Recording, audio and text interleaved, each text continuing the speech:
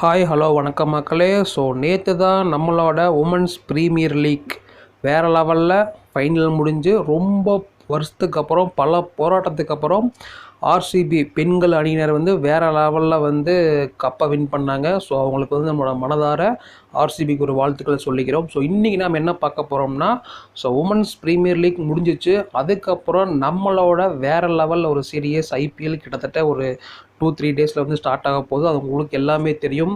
So இருக்கிற அத்தனை teams எல்லாம் பிளேயர்ஸில் அவங்க அணியில் இணைஞ்சிட்டாங்க, ப்ராக்டிஸ்லாம் செஞ்சுட்டு வர்றாங்க. ஸோ இதற்கு இடையில் நம்மளோட சிஎஸ்கேவோட தலை தோனி வேறு லெவலில் எக்ஸ்ட்ரானரியாக பல பிளான்லாம் போட்டிருக்காரு. தவளை தன் வாயாலேயே கெட்டுன்னு சொல்லுவாங்களே, அந்த மாதிரி அவர் தன்னோட சக வீரரை நம்பி அவர் போட்டிருக்கிற, தோனி எப்பவுமே வெளியே சொல்ல மாட்டார், சில பிளான்லாம் மனசுக்குள்ளேயே வச்சுப்பார், தக்க சமயத்தில் தான் இம்ப்ளிமெண்ட்டே பண்ணுவார். இருந்தாலும் அவரோட கடைசி சீரியஸ் இல்லையா, ஸோ 1-2 விஷயத்தை தன்னோட நண்பர்கிட்ட ஷேர் பண்ணியிருந்திருக்காரு.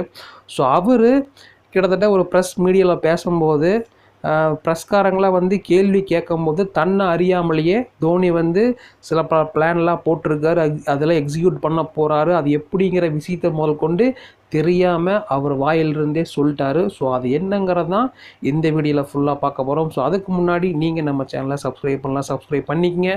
அப்போ தான் நாம் போடக்கூடிய ஒவ்வொரு கிரிக்கெட் சம்மந்தப்பட்ட செய்திகளை உங்களுக்கு வந்துகிட்டே இருக்கும். ஸோ வாங்க அது என்னென்னு பார்க்கலாம். இந்திய கிரிக்கெட் வாரியத்தால் மிக வெற்றிகரமாக 16 ஆண்டுகளாக தொடர்ந்து நடத்தப்பட்ட ஒரு ஐபிஎல் சீசனின் 17வது சீசன் இன்னும் சில நாட்களில் மார்ச் 22ஆம் தேதி துவங்க இருக்கிறது. முதல் போட்டியில் சென்னை சூப்பர் கிங்ஸ் மற்றும் ராயல் சேலஞ்சர்ஸ் பெங்களூரு அணிகள் சென்னை சேப்பாக்கம் மைதானத்தில் பலப்பரீட்சை நடத்துகின்றன. இந்த முறை ஐபிஎல் சீசன் சென்னையில் துவங்குவதால் சென்னை சூப்பர் கிங்ஸ் ரசிகர்கள் மிகப்பெரிய உற்சாக மனநிலையில் காணப்படுகிறார்கள். மேலும் விராட் கோலி அங்கம் வகிக்கும் ராயல் சேலஞ்சர்ஸ் பெங்களூரு அணிக்கு எதிரான போட்டி என்கிற காரணத்தினால் 2 அணிகளுமே தென்னிந்திய பகுதியைச் சேர்ந்தவர் என்பதனால் இந்த பகுதியில் இன்னும் கிரிக்கெட் உற்சாகம் கரை புரண்டு ஓடுகிறது.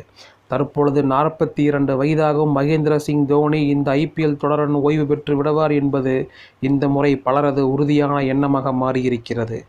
ஏனென்றால் அடுத்த ஆண்டு கட்டாய மெகா ஏலம் நடத்தப்படும் என்று பிசிசிஐ பொருளாளர் கூறியிருந்தார். எனவே மெகா ஏலத்தில் மீண்டும் தோனியை உள்ளே கொண்டு வர மாட்டார்கள் என்று நம்பப்படுகிறது.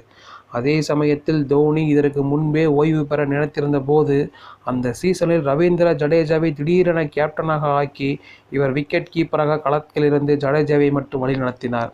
ஆனால் ஜடேஜா கேப்டன்சி பொறுப்புக்கு சரியானவராக இல்லாத காரணத்தினால் மீண்டும் நடுவில் மகேந்திர சிங் தோனி கேப்டனாக வந்தார். தற்போது காலில் அறுவை சிகிச்சை செய்து மீண்டு வந்திருக்கும் மகேந்திர சிங் தோனி பழைய முறையில் விளையாடுவாரா, அவருடைய காயம் எத்தகைய நிலையில் இருக்கும், இம்பேக்ட் பிளேயர் விதியை பயன்படுத்தி ஏதாவது செய்வாரா என்பது குறித்தெல்லாம் கடந்த ஆண்டு கோப்பையுடன் சென்னை சூப்பர் கிங்ஸ் அணியில் இருந்தும் ஐபிஎல் தொடரில் இருந்தும் ஓய்வு பெற்ற அம்பாத்தி ராயுடு வெளிப்படையாக சில விஷயங்களை பேசியிருக்கிறார். இது குறித்து அம்பாத்தி ராயுடு கூறும் பொழுது, இம்பேக்ட் பிளேயர் விதியின் மூலம் அவர் வெளியில் அமர்ந்து கொண்டு தொடரின் நடுவில் யாரையாவது கேப்டனாக அவர் உள்ளே கொண்டு வரலாம். எனவே இந்த ஆண்டு சிஎஸ்கே அணிக்கு ஒரு மாற்றமான ஆண்டாக இருக்கும் என்று நான் நினைக்கிறேன். ஆனால் அவர் கேப்டனாக ஆரம்பத்தில் சிஎஸ்கே அணியை வழிநடத்துவார்.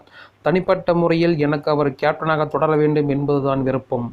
அவர் இந்த ஐபிஎல் சீசனில் விளையாட முடிவு செய்திருந்தால் அவருடைய உடல் தகுதி 10% இருந்தால் கூட அவர் நிச்சயம் விளையாடுவார். ஏனென்றால் அவர் தன் வாழ்க்கையில் பல காயங்களுடன் தொடர்ந்து விளையாடுகிறார். கடந்த ஐபிஎல் சீசனில் கூட முழங்காலில் ஏற்பட்ட காயத்தை தாங்கிக் கொண்டுதான் அவர் தொடர் முழுவதும் விளையாடினார். எப்பொழுதுமே காயங்கள் அவர் விளையாடுவதை ஒருபோதும் தடுக்கவே முடியாது. எனவே அவர் முடிவு செய்திருந்தால் நிச்சயம் விளையாடுவார் என்று அவர் கூறியிருந்தார்.